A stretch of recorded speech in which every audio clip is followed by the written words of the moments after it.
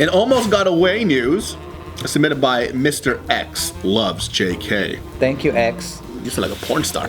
One of UK's most wanted men was on the run for 20 years in the US. I mean, he got away for a long That's time. crazy, because like the US people go to Mexico on the run, and UK people go to the US on the run. Is history repeating itself? Criminals coming to the United States for freedom. I don't even know why he would come to a first world country. If I was on a run, I'd go to a third world country because you could pay people off, and then their police is way more unsophisticated, so they don't even want to do their jobs. What if he's a little bougie? He's like, oh. Maybe the US is a third world country to the people from UK. Oh. That's true. Oh, because you know, like the pound is more than the dollar. Oh, that's a ride. Our currency is so much lower. Especially if you went to like Alabama or something. So this story is about this man named Eddie Mayer. He's nicknamed Fast Eddie. Back in 1993, he was working like with a security truck, and so he was in charge of like transporting money. He did an inside job? This is what Eddie looked like back then. He's 37 years old at the time. So his job was transferring money? Yes, in a security truck. Good for you, Eddie. You fucking stole money and you hid for 20. No, that's bad. It could have been your money. That truck looks like a piece of shit. It does. It looks like it sucks. Super penetrating. That shit looks like a fucking like Toyota Previa with like letters on it. I feel like with the personal weapons that I have at home, I could take that truck over if I saw that fool in my street. In 1993? Yup. They better come with the fucking tank. If I see that shit, I'm fucking robbing them. That shit looks stupid. No, you're not. You have morals. Yeah. That money's mine. Those little armored trucks, though, they got a whole bunch of people inside with a whole bunch of weapons. Though. Those ones look crazy. That one looks like a piece of shit. Because it just looks like a square little thing, and then when you see them transfer money, you see all the dudes walk out with it. It's kind of frightening. Like, they'll fucking murder you if you even come anywhere near them. That one looks like a murdered out ice cream truck. That's what it looks like. One night, he was at a bar or a pub, and he was talking to someone, and then somehow in the conversation it came up that he, like his job, what he does, and then they were just like, oh, you must be getting away with a couple grand here and there, huh? They must not notice. And then he was drinking some more. He ended up slipping out. That he was like, no, if you really want the money, you just gotta take the van or the truck. These mobsters ended up finding out about him, who he is, where he lives, what he does for a living. They showed up to his house one day, these three gangsters, and told him like, all right, we're gonna be working on a little project together, and then laid out the whole plan. And so the day of the heist, or I guess you could call it a heist, his partner goes into the bank that they were going to. One of the mobsters pull up in his beat up car, like his old bucket, and then they were like, all right, you gotta follow me. So then he ends up taking off, leaving his partner in the bank. He takes off with 1.2 million British pounds, which is about $1.6 million. So then the mobster pulls up next to him, tells him, all right, follow me. So then they end up going somewhere and they transfer the money. He says it took like 30 seconds to transfer all that money into his beat up car. 30 seconds? Yeah. And they were just doing Fast it. Eddie. They were doing it in a residential street too, where there was no cars passing by, but like in the other street you could see cars passing. They tell him to get into this different car, and then they take his beat up car and they end up doing this to it. They burn it to shreds. Shit. Ooh. Evidence. They burn it to shreds. Okay, not shreds, but they char it. They just seared it on us, both sides. They just made it tataki. Car tataki. Delicious. Yeah, so they did that to his car, and then they took him to an apartment, and that was where he laid low for a whole week, and then he said that You just laid on the floor? he was in the apartment for a whole week. He was in hiding, goddammit. Yeah, he laid low, so he was just army crawling everywhere. Didn't dare to stand up. He saw the whole story unfold on the TV. That was like the biggest heist in British history at that point, and so it was big news. And then so he says that the mobsters showed back up to his home. He already had scrub on his face. They told him, all right, we're gonna go get you a passport. So then he went out, he took a picture of his new passport, and it ended up looking like this.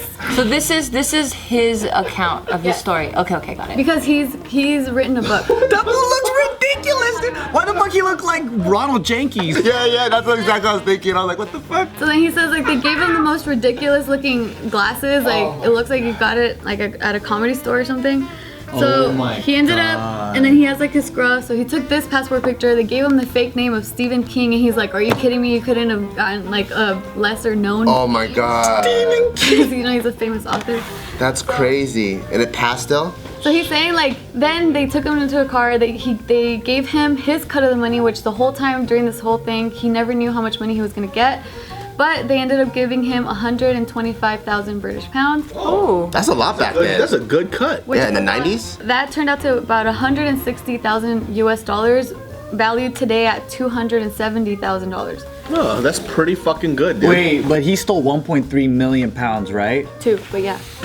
Oh, 1.2? That was his cut. He gets like 10%. So he only gets a 10% cut and he doesn't get to die. Before all this happened, he had sent away his girlfriend Debbie and their 3-year-old son to the US. And so they were already here Oh, they already had a on a plan. vacation, but she didn't know until he told her, all right, we're gonna end up meeting in Dallas. So she went from Boston, where she was, to Dallas, and then they met up, and then that's when he told her, we're actually on the run because I did all this shit. And so then that's when they started living their life in the US on the run. This is Debbie. Wow, he looks And so interesting. he changed her name to Sarah King, and so now it's Sarah and Steven. And then this is with their little 3-year-old at that time, Lee. His name is Lee, goddammit. Look at that old grandpa face. That baby looks sad. That is a weird looking child. Just say it, Jill. That fucking baby ugly. Dude, you're brave. You're brave. Because I would never say anything bad about other kids because I'm scared of like my own kids. Yeah, what if our baby comes out fucking ugly? Well, I already know it's gonna come out ugly. Look at your face.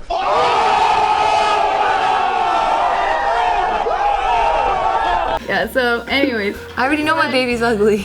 Damn it. So then they ended up landing in Colorado. They settled down for a couple of years. Can't you change the picture of that baby, dude? It was just a bad moment for the baby. I just, Okay, I can't tell you guys his whole story. So point is, he ended up getting a plane. This is everywhere he went through the U.S. while he was on the run. I can't go into detail anymore. He went through all these states.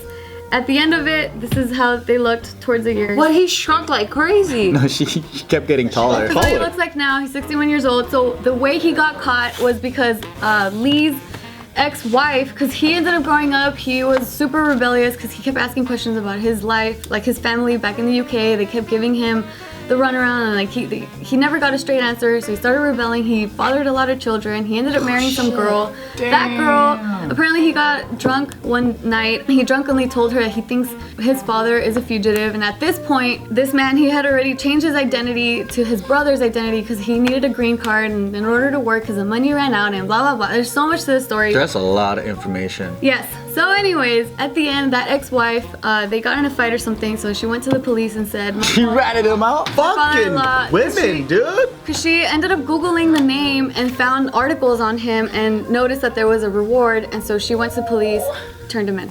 I guarantee you that if a guy wouldn't be doing that though. Of course. What are you talking about? Guys are bitches. No, that's a bitch shit right there. I know, but guys are bitches too. I wouldn't do that though. Shut up. I'm telling you right now, a guy wouldn't have done that.